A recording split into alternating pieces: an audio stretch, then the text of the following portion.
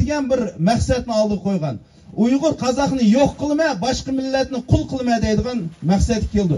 Nima uchun Uyg'urni yo'q qilma deydi? Chunki oyaning ziminning egisi sen bilan men aslida. Kimkin Uyg'ur bo'lsa, ashuning egisi. Biz mayda ketmanchi yapib, bir yilda 10 tanga topqinimizga rozi bo'lib yurimiz. Aslida biz bugungi Dubayninki, Kuvaytning shayxlarida yashaydigan insonlardir. Ammo sen, men o'zimizning millatimizning qadrini, vatanimizning qadrini va dinimizning qadrini bilmaganligimizning tufaylidan Alloh taolo bizni ketman bilan yegi sanchi qo'ydi.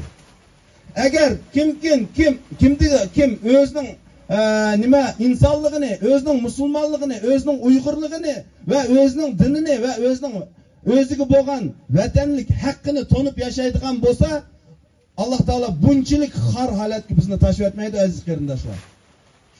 Buni ko'chada yurib, maydimizda kerib yurganlik o'g'ilvonlik emas. Kim bugungi kunlikda nahaq o'layotgan qizlarimizni, singillarimizni kuliga akitib, qonlarini yerib, yuraklarini evayotgan insonlarning qadriga yetib, ashularni qutuldira olsak, ana botir ashu. Alloh subhanahu va taolo mashhad o'tagan va butun dunyodagi musofirlikda yurib xizmat qilib, Uyg'ur millati uchun, dini uchun, vatani uchun xizmat qilayotgan va shundaqla yurtlarimizni xizmat qilayotgan yigit boshlarimiz bor va xonim qizlarimiz bor. Shunday xizmat qilayotgan inlarimizningki, hadis singillarimizning Alloh subhanahu va taolo dunyoda va oxiratda xotirjamligini bersin. Oxiratda Alloh subhanahu va taolo o'zlarining so'ygan bandlaridan qilsin. Hammamizningki, ya'ni kelgan qadamlarimizni savob dunyo